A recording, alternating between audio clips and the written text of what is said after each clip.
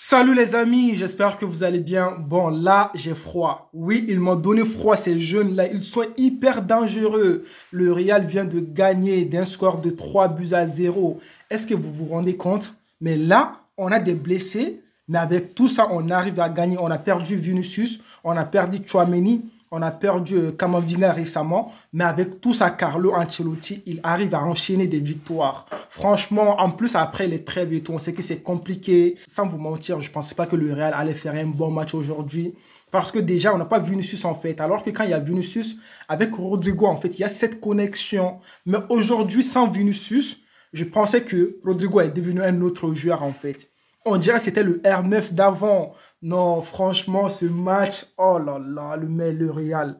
Comment est-ce que vous pouvez faire ça alors que hier, Barça a joué, mais ils n'ont pas gagné. Mais vous, non, franchement, c'est pour ça que j'ai dit à tout le monde là, quand tu es supporter de Real, en fait, tu es content. Parce que tu sais que ces gars-là maintenant, ils sont dangereux. Le premier but, c'est qui va marquer ce premier but? Je vais vous mettre la photo tout de suite. S'il vous plaît, les amis, s'il vous plaît, recevez Rodrigo. Non, c'est Rodrigo, je ne sais pas il a quoi. Mais Rodrigo, toi là, quand on te clash, c'est là que tu te réveilles. Au début de la saison, Rodrigo, c'était compliqué. Mais encore, Ancelotti, merci. Ancelotti, il avait toujours confiance à ce jeune-là. Je ne sais pas pourquoi, mais il avait toujours confiance à Rodrigo. Il a même dit à un moment que Rodrigo et Vinicius, les deux, ils vont marquer plus de buts que Bellingham. Parce qu'au début de la saison, Bellingham marquait que des buts. Mais Rodrigo, maintenant, il revient de force. Ça, j'aime tellement, j'aime tellement. Je ne sais pas si vous vous souvenez, au début de la saison, moi, j'ai dit que c'est sur Rodrigo que j'ai plus confiance que tous les joueurs. Alors que je ne savais même pas, tu vois, mais j'ai parlé sur Rodrigo. J'ai dit Rodrigo va faire une très très belle saison. Si vous voulez, je peux vous montrer la vidéo même. Aujourd'hui, c'était trop. C'était trop. Le gars, il a mis un doublé. En plus, sur ces deux buts, il n'a même pas besoin de, tu vois, qu'on lui fasse la passe et tout. Il est parti tout seul. Il est parti dribbler des défenseurs. Tout seul. Non, franchement, homme du match, Rodrigo, il l'a largement mérité. Je suis satisfait. Après Rodrigo, on va parler d'un joueur. Bon, lui, son cas, il est compliqué. Son cas, je ne sais pas, il veut nous montrer quoi, il veut nous prouver quoi. Même après blessure, il marque des buts. Maintenant, lui, c'est une machine de but, en fait. C'est une machine. En plus, je ne suis même pas un attaquant. C'est ça qui me fait peur pour Bellingham. Oui, il s'appelle Bellingham. Ce n'est pas un attaquant, c'est un milieu du terrain. Ce n'est pas un joueur, en fait, où tu peux te dire, vas-y, au début de la saison, oui, c'est Bellingham qui va marquer à peu près tous les buts du Real. Personne ne pensait à ça. Mais le gars, il s'est imposé. Après blessure, il est revenu. Il a marqué un but pour le Real Madrid. Franchement, Bellingham, t'es qui en fait? Vous voyez ça? Bellingham a marqué 14 buts en 15 matchs. Personne n'a fait ça au Real Madrid. C'est la première fois dans l'histoire. En plus, c'est un milieu du terrain. Il est là, ses stats. Bellingham, 14 buts en 15 matchs. Cristiano Ronaldo, 13 buts. Il a dépassé CR7.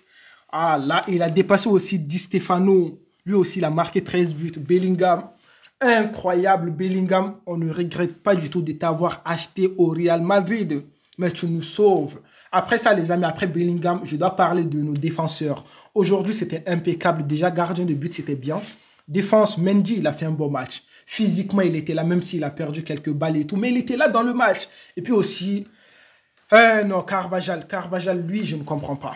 Lui, c'est lorsqu'il est âgé, il nous montre des performances comme ça. Mais c'est quoi ça, Carvajal? Je ne veux plus que tu pars en retraite. Je ne veux plus que tu quittes le Real Madrid. Si c'est comme ça, en fait. En défense, tous les défenseurs, ils ont bien joué. Milieu du terrain. Modric, il est sorti. Je pense qu'il n'est pas blessé et tout, mais il est sorti. Il a eu un peu de gêne. Mais on n'a pas de confirmation s'il est blessé ou pas. OK? Et puis après, on a le jeu aussi de Ceballos. Ceballos, il est rentré et tout.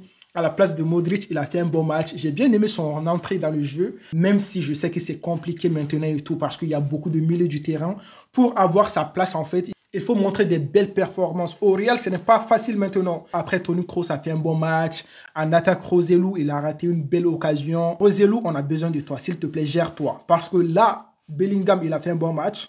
Et puis aussi, Rodrigo a fait un bon match en attaque. Donc, Roselu, s'il te plaît, montre-nous des belles choses qu'on a besoin de toi maintenant. Là, tu es obligé en fait de te mettre à leur niveau. On a besoin de toi. Donc les amis, on a gagné.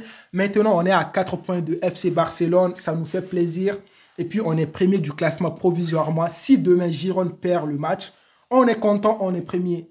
Ben, si Girona gagne, ben, ils seront premiers, on sera deuxième. Maintenant, on peut se permettre de perdre un match. Barça ne va pas nous rattraper facilement. On est devant Barça. Qui pensait à ça, franchement? On est trop chaud à la Madrid. Les amis, je vous attends dans les commentaires. Dites-moi votre avis sur ce match de Real contre Cadix. Le Real a gagné d'un score de 3-0. Allez les amis, moi je vous dis à une prochaine vidéo. D'ici là, prenez tous soin de vous et la paix sur vous.